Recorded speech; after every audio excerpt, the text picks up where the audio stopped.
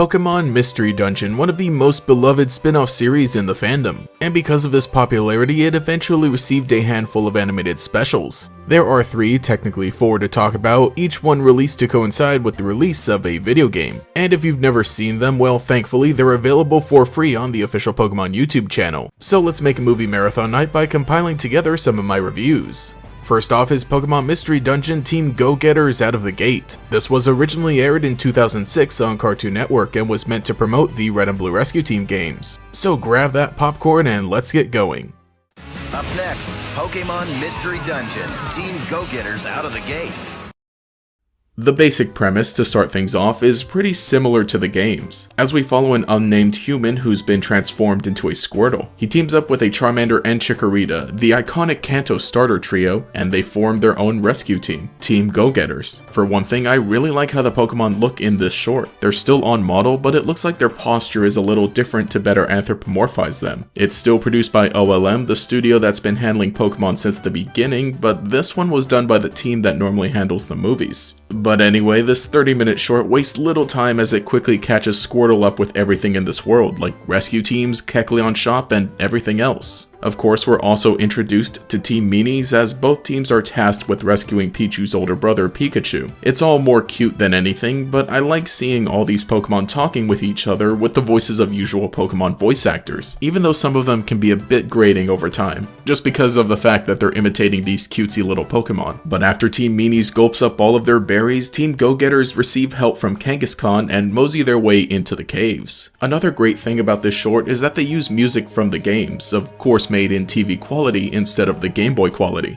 They run into Pichu during their rescue, who wants to help out, and I honestly forgot how much shorter Pichu is supposed to be when compared to the standard starter Pokemon. But as they continue through the cave, it is kinda cool to see something like a small adventure in the Pokemon world, as they evade Shroomish and progress to higher floors. We also see progression in the Pokemon themselves, as Charmander learns Flamethrower while trying to use Ember, and Squirtle attempts to use Water Gun only to use Bubble. I think it's kind of interesting to see new moves being learned from the perspective of the Pokemon themselves. So I guess they just use whatever elemental move, and based on their experience it comes out as something stronger. It actually kind of makes some sense from the standpoint of the lore, say in the actual Pokemon world, instead of choosing which moves to forget and keep from 4 available slots. I like it. At this point the true antagonist reveals itself to be Skarmory, who swipes Pichu. So now we see that this loosely adapts Mount Steel from the games as Team Go-Getter's first mission. We also see the payoff to the Team Meanies subplot as they're found beaten up by Skarmory and are given an Oranberry. So now there's only Skarmory standing in the way between them and Pichu and Pikachu. And we're given a fun little final battle. I think it's also great we get to see the use of items in this battle, which I always find myself doing more so in Mystery Dungeon anyway because they're so useful. Pikachu yeets a quick seed over to Squirtle, who proceeds to dazzle on Skarmory, even learning Water Gun in the process, thus completing his arc.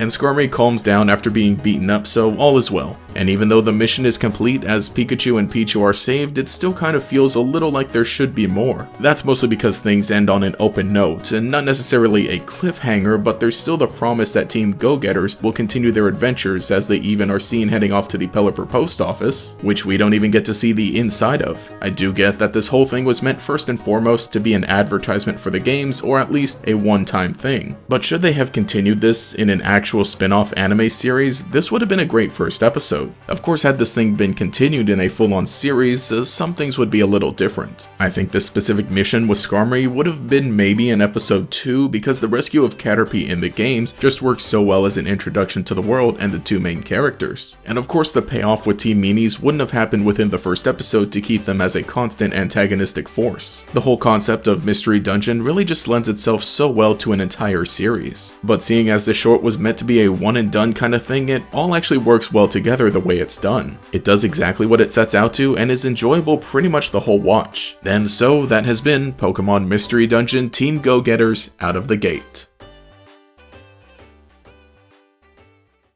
The Pokémon Mystery Dungeon special will continue in a moment. We're the Pokémon Rescue Team, Team Go-Getters!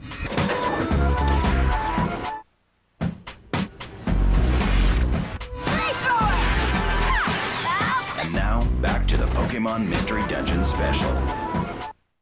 Next up is Pokémon Mystery Dungeon Explorers of Time and Darkness, of course meant to promote the video games of the same name. While this aired on television in Japan, the first release in the US was actually as a bonus DVD, part of the Dialga and Palkia Special Edition Nintendo DS. Now that would be such a flex to own. It did air later on Cartoon Network for everybody else about a month later. There's always something special about watching it on TV with a group of friends, so get ready for the feature presentation.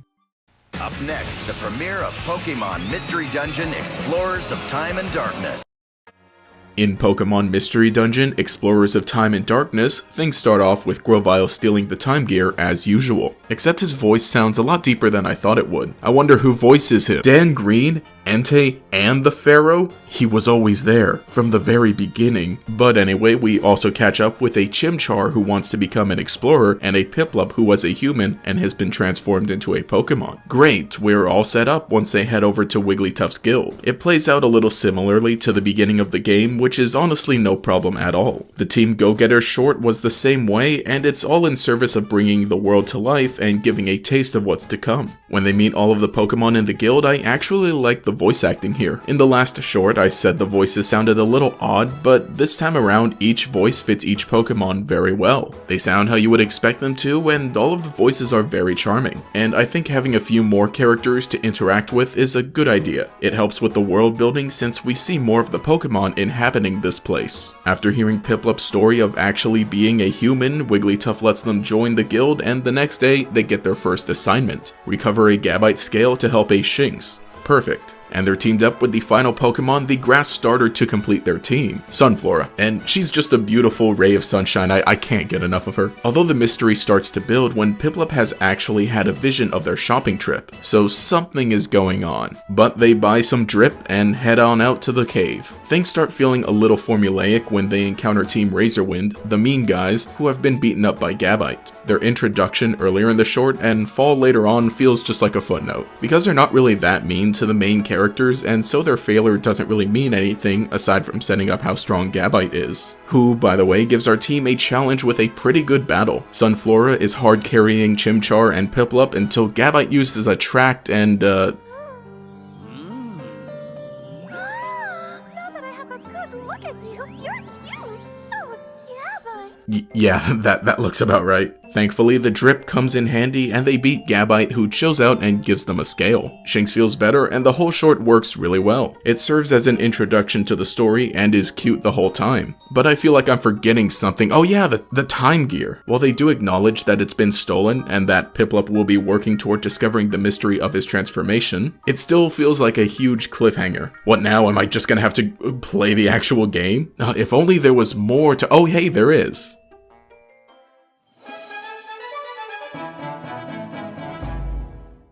And now we have Pokémon Mystery Dungeon Explorers of Sky Beyond Time and Darkness. This was released alongside the Explorers of Sky video game, which was made as a third version to the Explorers of Time and Darkness. The DVD of the short was even included as a pre-order bonus for the video game. As usual, it would air on TV at a later date. Perfect for our movie night that we've got going on here, so let's discuss the epic conclusion to this generation's story.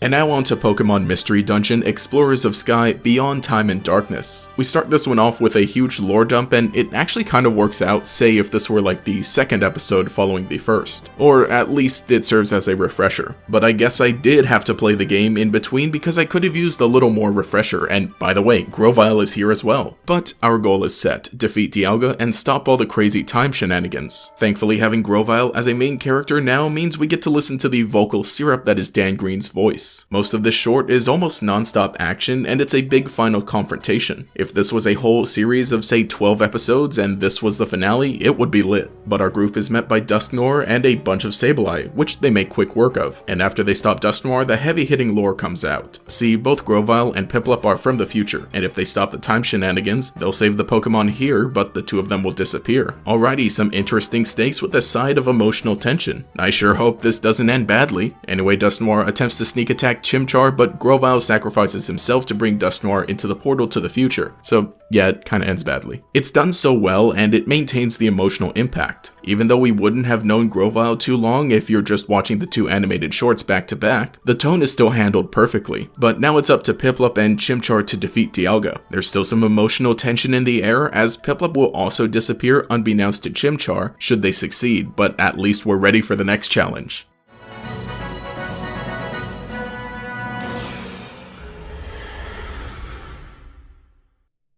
What? That's it? It ends right there? I mean, I know the full story is in the actual games, but with this as it is, it just feels so incomplete. The first part can serve as a standalone introduction, but the second part is so story heavy, it feels wrong that it's not resolved within the animation. Like I said, these are relative direct adaptations and would work so well if done as a series. Or even if we had just a little more. Between these two shorts, it's already over 40 minutes of animation, so what if we had some more in the middle to introduce Grovyle and the lore, and some more at the end to finish up the story with Dialga and give us just about the length of a movie? I just think that would have been a better idea. Really though, I don't think these are bad, quite the opposite. They're so good that it feels like a punch in the kidneys they're not complete. But I mean the fact that these are made in service to a complete and great game takes away some of that pain. Just play the game. But having a two-part story this time around just makes it abundantly clear that Mystery Dungeon has what it takes to be a spin-off anime series, or at the very least a movie. Everything is here. The look, the feel, the charm, it's just waiting ripe for the picking. I do love these three shorts so much. Something out of the ordinary is always great for Pokemon, and these are just so timeless. I'm glad they're at least preserved here on the official Pokemon YouTube channel, because maybe, just maybe, we'll get another sometime in the future.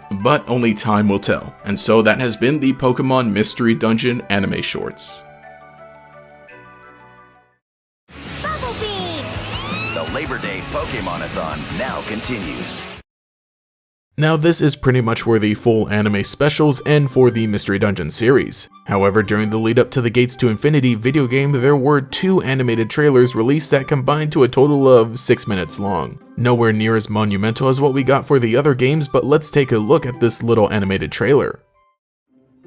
And the fact that it is an animated trailer feels a little painfully obvious, as it starts off by showing the ESRB rating and features a narrator, which gives me some Omega Ruby and Alpha Sapphire flashbacks. But he doesn't stick around too long and only sets up that the story takes place in a world inhabited only by Pokemon. From this point on, we follow an Oshawott who used to be a human and the Pikachu that he meets. And she is just the cutest. It hits similar beats to the previous Mystery Dungeon stories, but I will say the animation is beautiful. It's on par with the other animated trailers rather than the usual anime. I will admit that unlike the previous shorts, I've never played the source material, Gates to Infinity. But most of this first part really just seems to be setting up the world, giving us a look at the Pokemon inhabiting it, and how they live with each other. Pikachu takes over as narrator for a bit, going on about how she dreams of adventure and creating a Pokemon paradise. The partner Pokemon you first meet in Mystery Dungeon games always end up being very important as a character, relaying information and sharing their dreams, so having this narration to carry the short animation works really well. Things end on a cliffhanger as they both officially become a rescue team, and head off into the dungeons for adventure. Overall, it's only 3 minutes long, but it does a good enough job of establishing the world and giving hints at the plot, as it should, since it is an animated trailer. But things pick up in part 2, where we catch up with Oshawott and Pikachu in the middle of an adventure. We don't get to see the first full adventure play out, but again, the quality of this brief action scene is just what it needs to be, as the hostile Pokemon show up just before a mini cliffhanger in this second part. After a brief title card, we're thrown into another expedition with several other Pokemon. More speaking roles for characters that I would assume appear in the story of the game is great though. There's Espeon, Umbreon, Virizion, and everyone else. Umbreon's got a voice that I didn't expect it to, but it still sounds great. If I had a nickel for every time that happened, well, I'd only have 2 nickels, but it's still weird that it happened twice in a Pokemon Mystery Dungeon animated special. And the stakes are raised as they all hop into an ice dungeon and begin dropping like flies until only Oshawott is left facing off against a Kyurem. Kyurem gives some hints about the plot and that's it. great. Of course, it is an animated trailer rather than an animated short, so I didn't expect a full story like the previous Mystery Dungeon shorts had. And I feel that works out because it's not even that long, only 6 minutes with both parts together, so it isn't really wasting time if there isn't a solid ending. It gives a taste of what the story will be, and gets me interested in what exactly is going on. It does its job well. I did like the previous short, Explorers of Sky Beyond Time and Darkness, but its cliffhanger ending hurts so much more because it already took up the time of a TV slot, and I think that's why they decided to go with an animated trailer this time around. They wouldn't have to spend too much time or resources to complete the story, and it still serves as an advertisement for the game. And during this time, we also got the Pokemon Black 2 and White 2 animated trailer, so having both of these together during Generation 5 was a great way to celebrate the diverse worlds of these games. Although, comparatively, the Gates to Infinity animated trailers feel like an unenthusiastic end to the animated versions of Mystery Dungeon games. Super Mystery Dungeon didn't receive anything like this, and neither did Rescue Team DX, though that one is a remake, so it's alright. But I feel like there isn't that much to say about Gates to Infinity, just that it's a very well done trailer. It isn't exactly the end though, Pokemon is still doing spin-off projects, just with different priorities. But for what we got, I'm pretty happy with the Pokemon Mystery Dungeon series of animated shorts. Truly a set of great adaptations for a great series of games. So yeah, that was every animated special we got for the Pokemon Mystery Dungeon series. Overall, they make for a nice watch, and I'm still so surprised and appreciative that we got full TV-length specials for the Nintendo DS games. We would also see Pokemon Ranger receive anime adaptations, but it really was a big deal to see any of the Pokemon spin-off games treated a bit more like the main series during this era. Like I said, you can watch them all here on YouTube, and the first 3 specials add up to the length of an actual movie, so it makes for a fun watch. Especially if you can get some friends over or even connected through a Discord call. But let me know if you've already watched these specials or plan to do so in the near future. Also, let me know what you thought of this video. It was a bit of an experiment as I compiled together some older reviews with new introductions for each part and cut out a bunch of the filler, while also rearranging some other things. Well, that's enough reminiscing about the old nostalgic times. Our Friday night block is just about over, so let me just say a big thank you to every channel member, especially the great Gators. Cheeseburger Lasers, Airyfire, Gavnuts, Justin R, Cosmo Zero, Michaela, Mr. Pig Puncher, Phantom Pyro, Quago, Volity, and Pastel Blood. If you'd like to get access to emotes for comments and live streams as well as early videos, you can become a channel member today. You can also follow me on Twitter for more memes. Anyway, this is GatorEX, and I'll catch you all later. What if you woke up one day Whoa. and you were a Pokemon? Whoa! Pokemon Mystery Dungeon Blue Rescue Team, coming September 18th. Rated everyone.